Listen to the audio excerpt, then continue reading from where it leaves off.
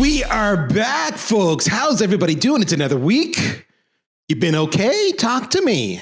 Now, for those regular listeners of the show, and there are millions worldwide, at least that's my claim, and I'm sticking to it. Last week, we had the good, I threw you a curveball, didn't I?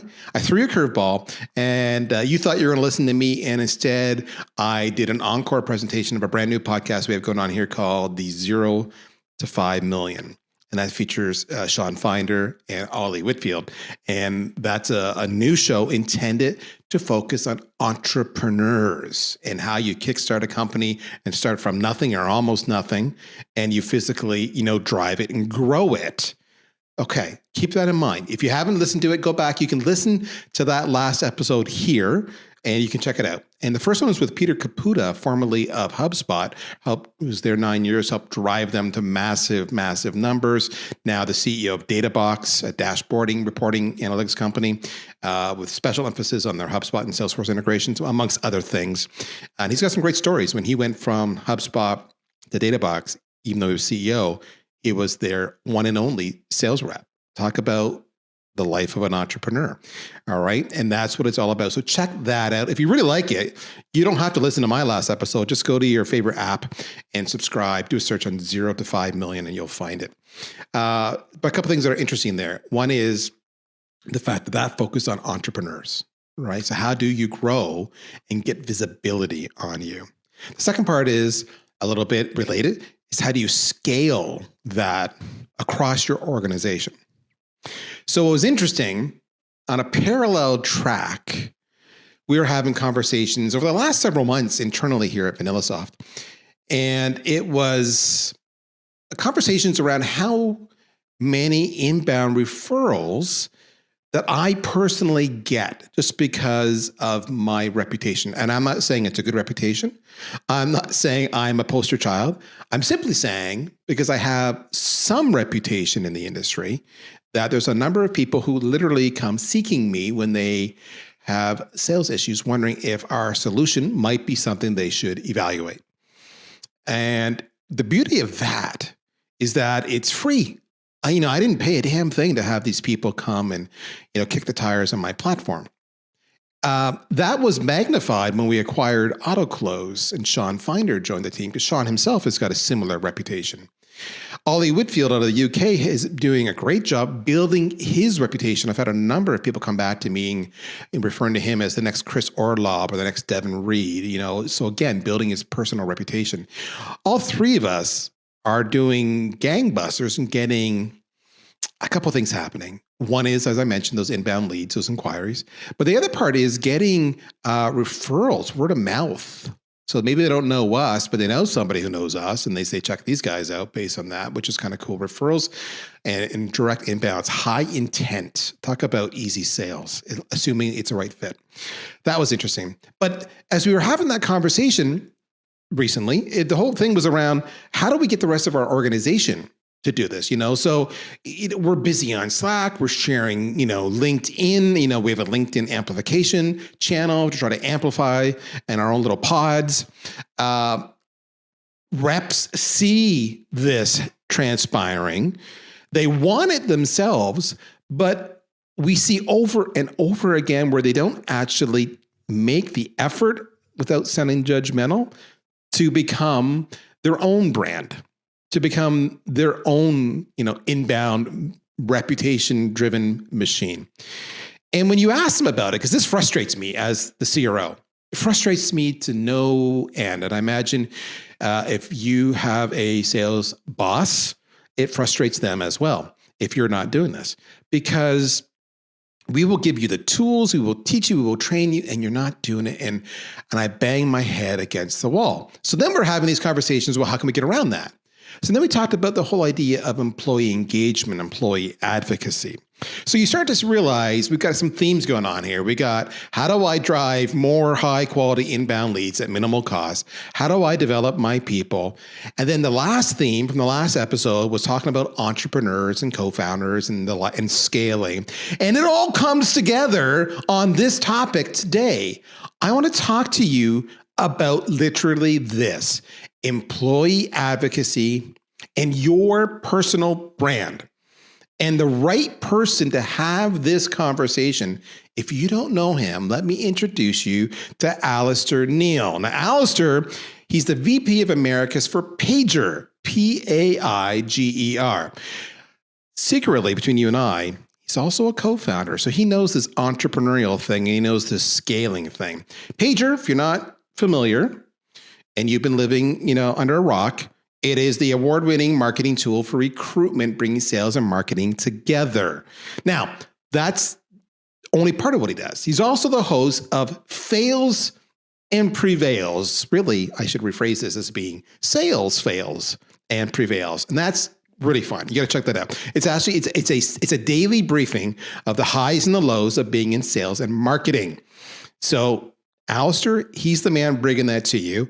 And he interviews guests every single day to have a laugh, give a boost to everyone in sales and marketing. So sidebar, you should listen to it. And if you yourself have a fail or prevail story, you may want to go and drop him a note and say, hey, I want to share it with the crowd. So with that said, Alistair, welcome to the show, my friend. Heck of an intro there, Darryl. Thank you. Thank you so much for having me. Appreciate it. All right. So, and by the way, while we're waiting, folks, go follow him on LinkedIn. Okay. It's literally Alistair Neal, ALISTAR NEAL. I mean, it's one word, the classic linkedin.com/in/Alistair Neal. He's also on Twitter. Check him out. Talk to me, my friend. I've set the stage a little bit. I mentioned employee advocacy and personal branding. Is that the term you would use? And if not, what is the definition you would use? And then I want to get into why we should be doing this or why we're not doing it. What are the excuses you see? Mm-hmm. Yeah, absolutely. So, and that is how I would describe it. Employee advocacy, you have company content. You want your employees to be out there being advocates for you. And then personal branding, it's all about just letting the world know who you are. My mom always told me that 95% of life is just showing up, right? Like just be present. And especially with the pandemic, everybody is very present on social media. So part of success is simply just being there. Just having your name in front of people and letting them know who you are and what you're about on a business front. I love your mom's. I'm sorry, I don't want to interrupt you, but whenever our mom is involved, I have to stop and comment. Just showing up. That's like an awesome rule in life, and especially in sales. True story. I was sitting at my desk a couple of days ago. It was 6:30 at night, and I see a notification come in. I get notified every time somebody is on our chat and nobody answers the chat, because it drives me nuts.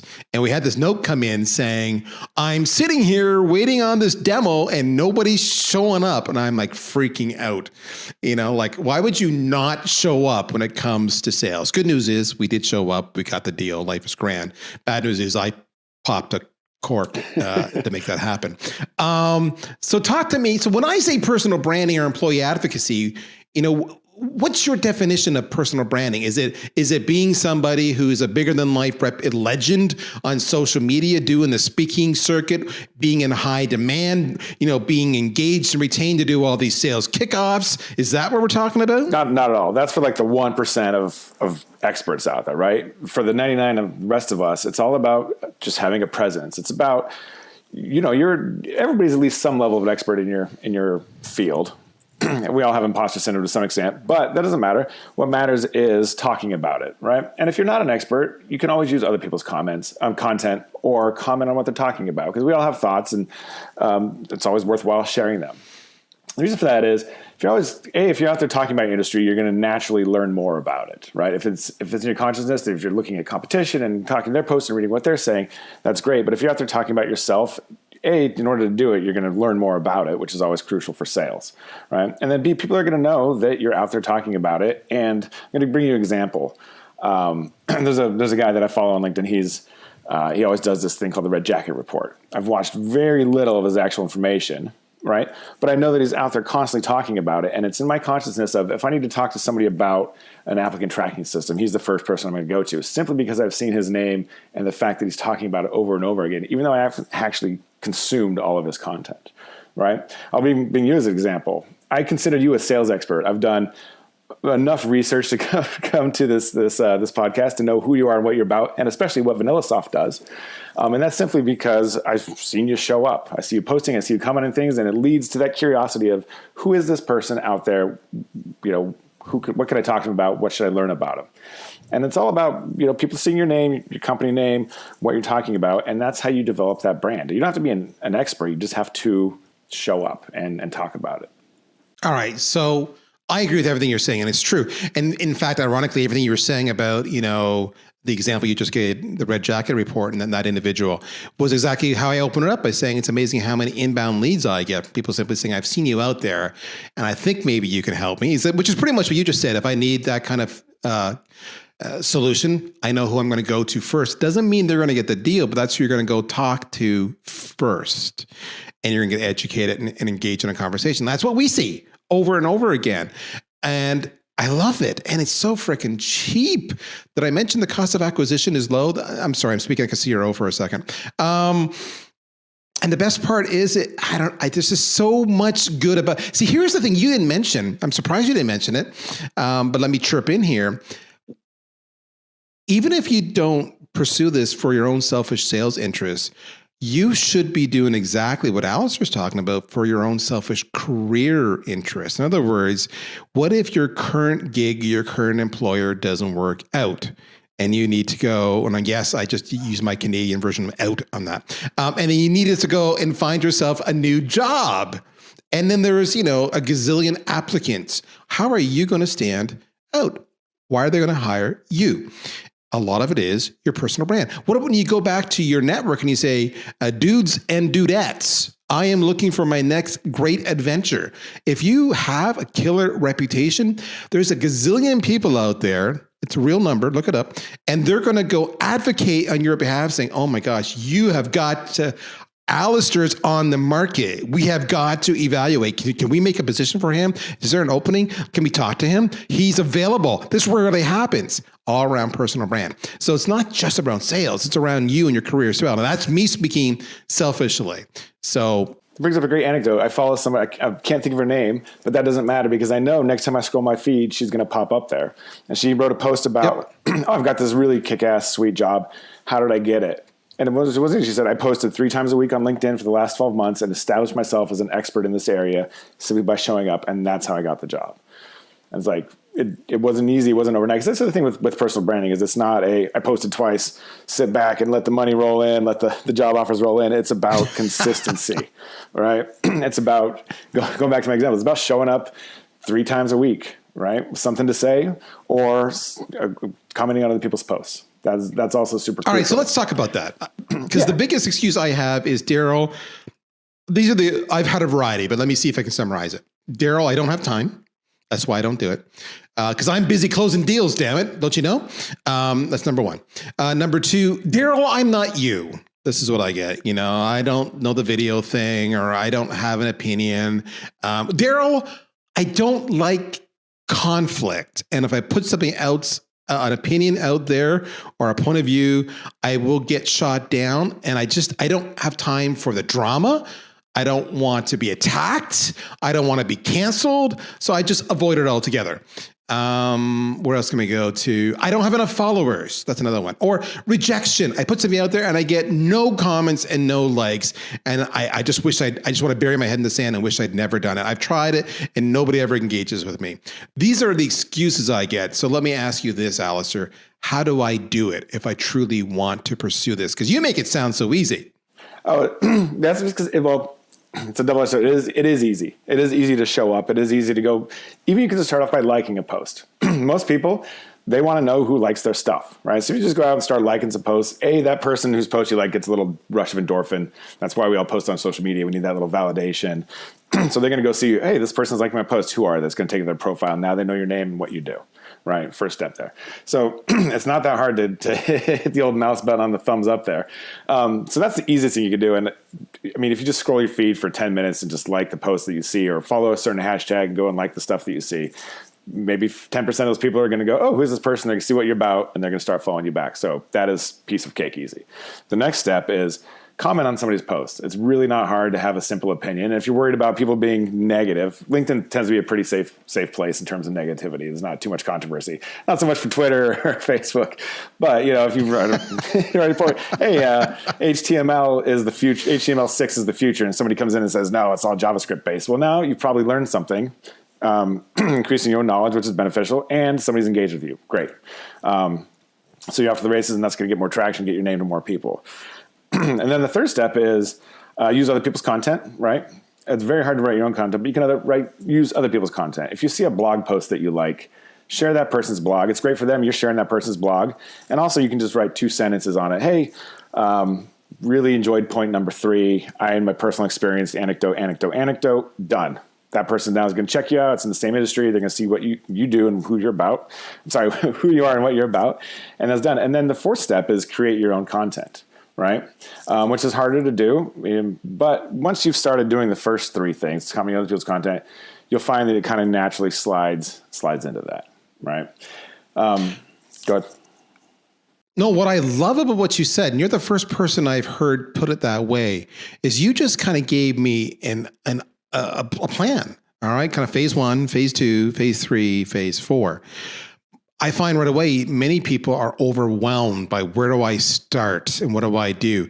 So some of the feedback I give people on a related note is I say, yes, I said, figure out the top influencers in the market. This is kind of my approach. In other words, okay, let's look at who's speaking at a variety of events. Let's look at who's quoted. Let's look at some of those best-selling authors and let's start, let's follow or connect with them. Let's start with that. And by the way, you send a connection request, personalize it. For the love of God, personalize it. I just read your book. I saw you presented this show, would really like to follow you. And that just goes so far. That's the starting point. Second, once you do that, you can engage on their content. And so it starts with likes, as you were saying. But if you can, add value. So that's the kind of actual comment. How I did it when I was starting, because when I came at VanillaSoft, like everybody else, I'd had a LinkedIn profile for years and years and years, but I was the poster child for not really using it. And this is how I had to start. And so what I started doing was I didn't want conflict. I didn't want to be canceled. So I would say, Alistair, really like the point you're making here where you say A and B. Love it. In fact, I've seen huge success on B. But your third point, C, I disagree with, and this is why. And maybe instead of doing it the way you do it, I do it this way. Thoughts? So what I just did was I validated part of it, and then I was provocative on the other part of it. And more importantly, I took the time to be respectful, because they actually put themselves out there in the first place. So I don't want to say, you're full of shit, stupid, and away we go, right? You kind of reap what you sow. Just write wrong, exclamation point. Wrong, exactly. And when I did that, what was remarkable was these influencers, these best-selling authors, they'd have a good million, that's another word, totally legit, likes, and they would respond to me because I was specific. It was amazing. All these other comments, attaboy, go preach truth. Got nothing. But they would respond to me because, Darryl, that's an interesting point about C. Let's talk about it. Boom. Now, what was the second part I would do? I started there. I looked at over and over again. By following them, I started to see the same people engaging, to your point, right? Oh, Alistair's commenting. Oh, Joe's commenting. Oh, Susie's commenting. Boom. Follow them. All right. So that was the second thing. And then, again, context, connection request. Hey, Alistair, saw you commenting on, All-Star Authors posts about ABC. Loved your point of view. Let's connect. So that started it's kind of a family tree. We started at the root, then we branch out to the siblings, and then you go to Alistair's followers and Alistair's content. And before you know it, you've covered off a large portion of the people in your target audience. And then you can start, to your point, adding your own content to the mix because now you're comfortable and you've got enough, let's call it reputation and credibility with the tribe. And now it's a safer place to go out and be bold. But even when you go out bold, you got to be either a good storyteller or you can be concise to the point, like you would in a sales call, right? Chorus and gong measure how much time you're talking because obviously they don't want to talk forever. You want to kind of make your point and then shut up. Social media can be the same way. So I love your way. Okay. That's the how. I'm just going to expand on that. You made a really good point around, you see the people like the engagement pods and you'll see a post and 5 people come in and write great post, nice post. Yes. There's no value there. You have to say something, have an opinion, or show that you've at least read it. Right? You can't just go write nice posts on everybody's posts like this guy's a jackass or he's a robot. And that's, there's also negative brand value out there. Right. So you have to be careful with how you engage, but be a human. It's a huge point you're making right now, because there are a lot of bots out there that just, auto comment and auto like, because they think that's the way to go because it's a short form. It isn't. They're people. You got to invest the time to actually have context. What I like doing, I like cherry picking the stuff they mention near the bottom of their post, because a lot of people don't get that far down. They just skim. And when you comment on that, you're really sending a message to the poster that you're commenting on that you've read their content and they value and you stand out. Trust me, you stand out. You totally stand out. I want to bring in a sales angle here. A big thing that we do here at VanillaSoft, a lot of people are doing it, is the whole idea of account-based marketing. So if that's how does targeting your accounts, because there's kind of like your tribe, right? Mm-hmm. But then there's also your target accounts. Do you have an approach on how to engage with those specific people that you're trying to sell into? Because usually what I get is I get a follow, and the first message I get is, "Hi, Darryl, my company does this. Do you have 10 minutes?" And right away, I'm like, unfollow. So that's not a robot. I mean, those get ignored. Hands. I mean, they never get answered. So talk to me then. You talked about you can share content, you can post your own content. You talked about, like how much time in a day should I reserve to do this? How much time should I reserve? So how much time should I reserve for actually being in social media just to engage, like, comment? How much time should I allocate for maybe building my network and then finding new people? How much time should I allocate for creating content? And then I want to go into the whole content topic, like, because a lot of people get lost in the kind of, they don't know where to start in content. Yeah, so I mean, the time investment is whatever you can put into it. Start with the time you have, and as you see the success come in over time, you're going to naturally dedicate more and more time to it. And the account-based marketing bit you brought up there. So your goal as a salesperson is to get somebody to answer your email or pick up your phone call. Because at the end of the day, like if his life was all inbound, that would be great. But the vast majority of salespeople are out there doing cold or semi-cold outreach, right? It's part of the sales game, and most companies still survive with people doing outreach. So the goal in outreach is to get as many responses as possible from your target market.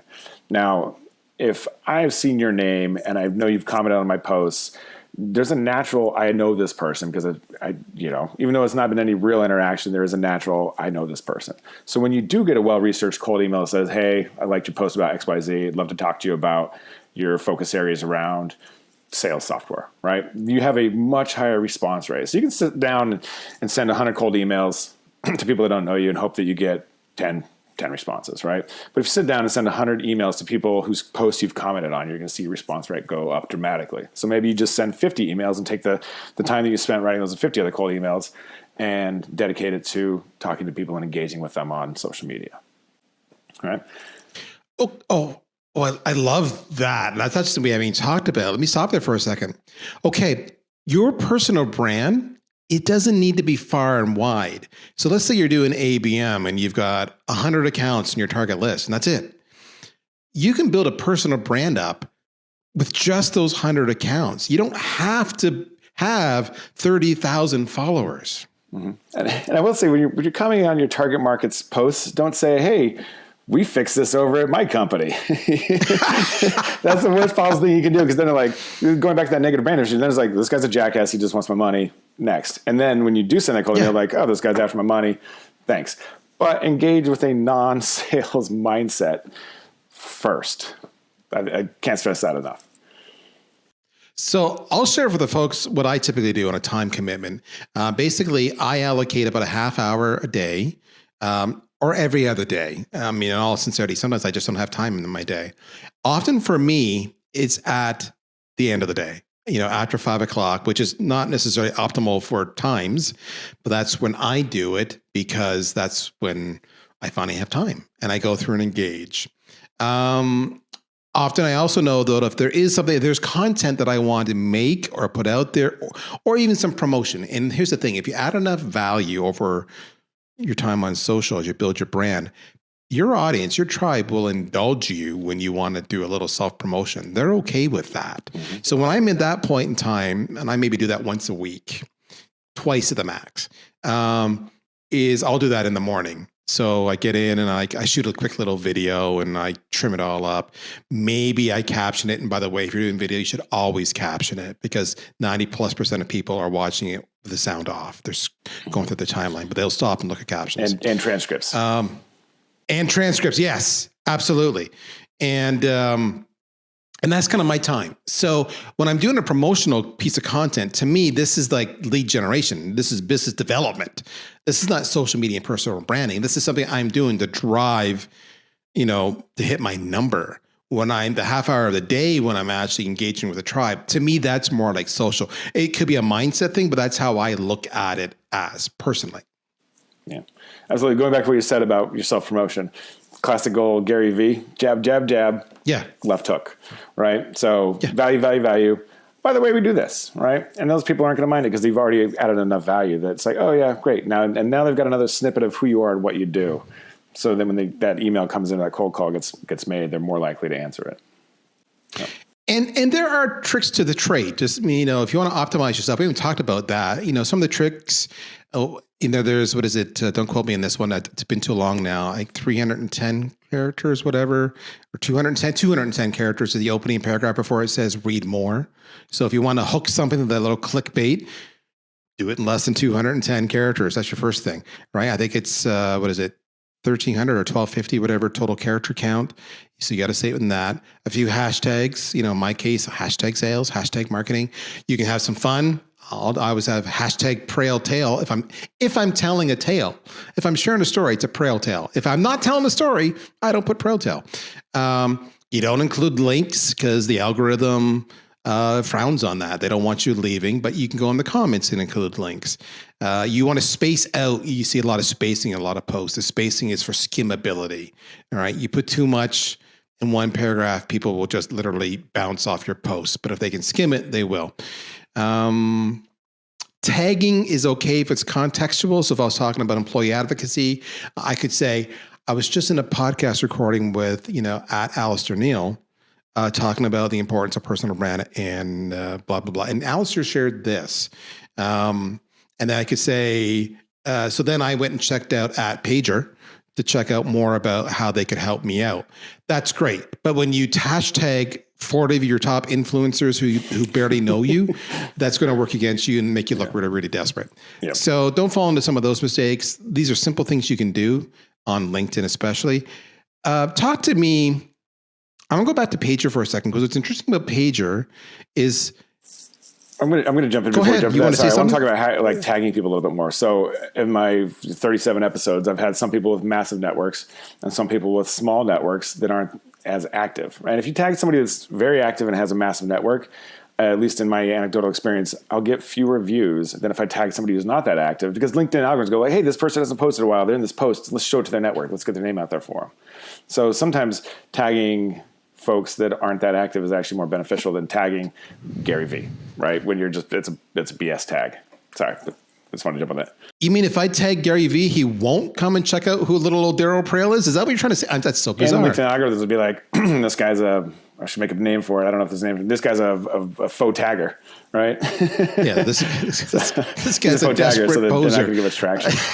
I learned that because I had a great guest who's like one of the top people in the recruitment industry, and the post got a fifth of the traction of everybody else, even though he was literally on my video. It just wasn't out there. So anyways, back to what you're saying. No, it's true. Yeah, I want to talk about scaling. So I open up by saying I want my whole sales team to do this, not just me or a handful of people. And we've tried using Slack to share links, and that gets some traction. We've reminded people as part of our ongoing training nonstop to do this, and they go, yeah. Paiger is interesting because it's actual employee advocacy. It's a vehicle to literally help my sales team. and my marketing and everybody else who I want to really magnify each other. So talk to me about that, because this is a really cool feature that a lot of people aren't even aware of. There's tools like yours out there that do this. Mm-hmm. Yeah, there are tools that do this. And what Paiger is designed to do is help you do steps 1 through 4 without investing as much time as if you're doing it manually. So let's talk about company content. In my little step plan of likes, then comments, then your own content. Start with your company content. Most firms out there have a company blog, or they have a marketing person that creates things that they would love for you to post.